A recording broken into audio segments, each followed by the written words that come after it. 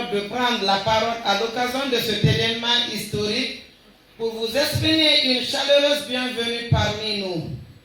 Permettez-nous tout d'abord de situer l'événement dans son contexte, organisé à l'initiative du mouvement citoyen dénommé Kaira. Cette campagne de sensibilisation et d'information de la population sur les attitudes et comportements à adopter avant, pendant et après les élections référendaires du 21 septembre 2025.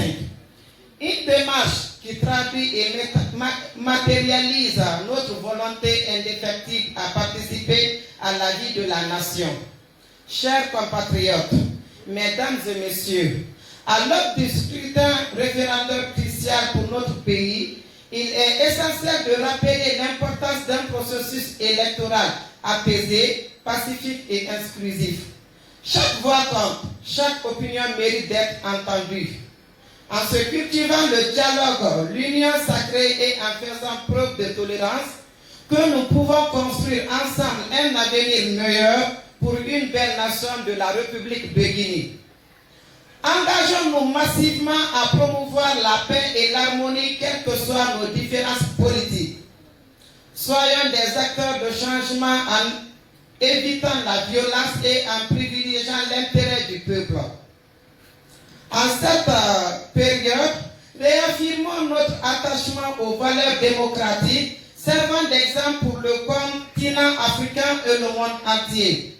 Nous terminons cette allocution en appelant l'ensemble des forces vives de la nation, les femmes, la jeunesse, les leaders communautaires et d'opinion.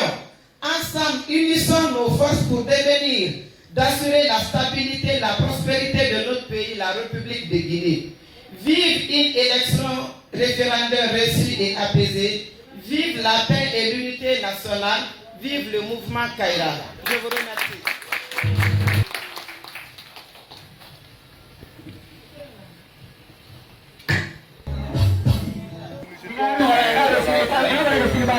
Précisément à Kobaya, nous étions avec la communauté ainsi que les conseils du quartier.